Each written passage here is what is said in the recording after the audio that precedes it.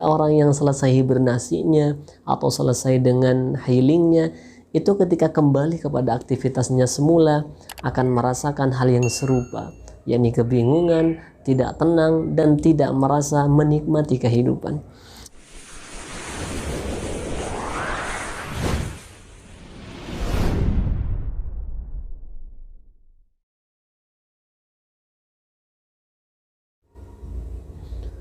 Bismillahirrahmanirrahim. Di sini terdapat suatu makalah yang memberikan satu solusi kepada kita semuanya agar kita tergolong kepada orang-orang yang bahagia, pada orang-orang yang senang. Karena di akhir zaman ini seringkali kita menemukan diksi kalimat yang diungkapkan baik dengan kata healing kah atau dengan kata hibernasi kah dan lain sebagainya, yang itu sebetulnya tidaklah memberikan efek yang sangat positif atau memberikan efek yang sangat signifikan terhadap hati kita masing-masing. Sehingga orang yang selesai hibernasinya atau selesai dengan healingnya, itu ketika kembali kepada aktivitasnya semula akan merasakan hal yang serupa, yakni kebingungan, tidak tenang, dan tidak merasa menikmati kehidupan. Maka di sini ada satu nasihat yang menyebutkan as'adun nasi man lahu qalbun alimun.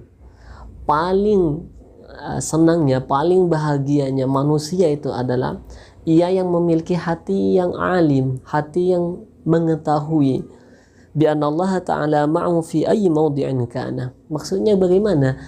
Orang ini selalu terkoneksi, selalu online hatinya dengan Allah Subhanahu wa taala dimanapun berada, karena senantiasa merasa terpantau oleh Allah, dan mustahil bagi Allah Subhanahu wa taala untuk membiarkan, dalam artian untuk tidak memantau aktivitas hambanya.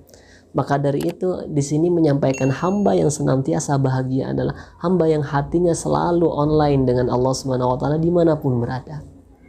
Nah, inilah dalam tingkatan-tingkatan itu yang biasa disebut dengan Islam, iman, dan ihsan. Maka ihsan inilah yang menempati pada orang yang hatinya selalu senantiasa terkoneksi ataupun online dengan Allah, karena ia merasa diawasi dan merasa terpantau. Mustahil dengan keadaan kita yang saat ini lepas dari kontrol Allah Subhanahu wa taala.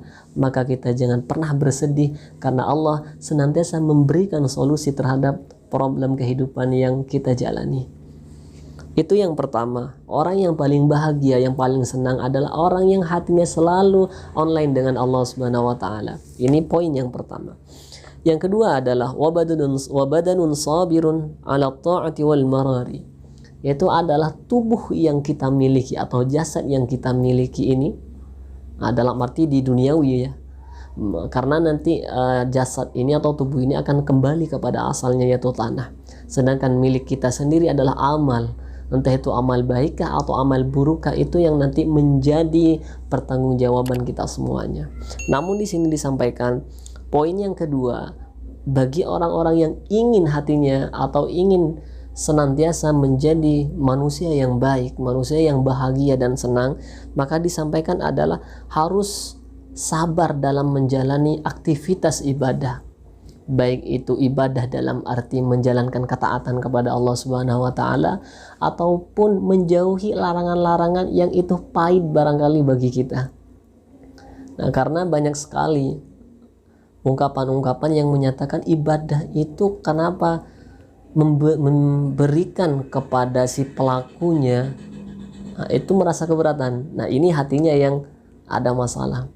Karena hati yang tidak bermasalah itu akan menikmati terhadap ibadah yang dilakukan. Namun orang-orang seringkali mengatakan, bagaimana, kenapa ketika saya melakukan ibadah merasa keberatan, sedangkan ketika melakukan kemaksiatan itu merasakan ketika melakukan ibadah merasa berat dengan ibadah yang dilakukan, sedangkan ketika melakukan kemaksiatan itu merasa ringan dan enjoy saja.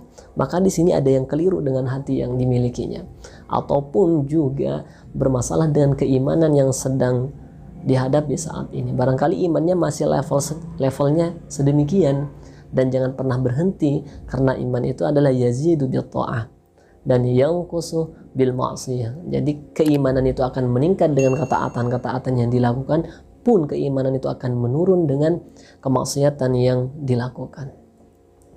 Maka kita harus bersabar dalam menjalani ketaatan itu semua, ataupun dalam menjauhi hal-hal yang dilarang oleh Allah Subhanahu wa taala. Itu yang kedua. Yang ketiga adalah wa qana'atun bima fil yad, dan ia ridha dan ia rela terhadap hal-hal yang telah ditentukan oleh Allah Subhanahu wa taala.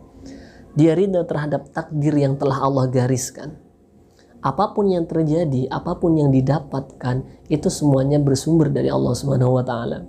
Maka hamba yang senantiasa ingin meraih kehidupan yang bahagia, dia akan terima dengan takdir itu semuanya. Tidak akan pernah ada kata gelisah atau ada kata susah dan lain sebagainya, karena konsep yang dipahami adalah semuanya itu adalah bersumber dari Allah Subhanahu wa taala.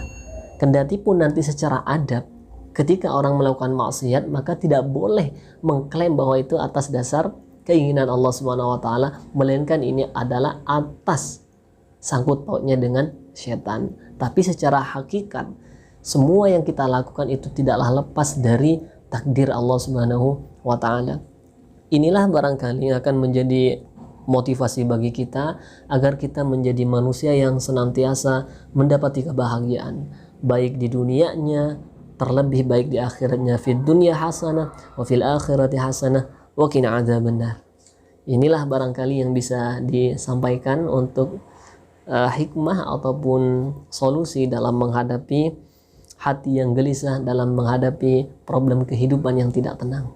Semoga kita semuanya berada dalam kebahagiaan, kesenangan dalam menerima segala ketentuan Allah Subhanahu wa taala.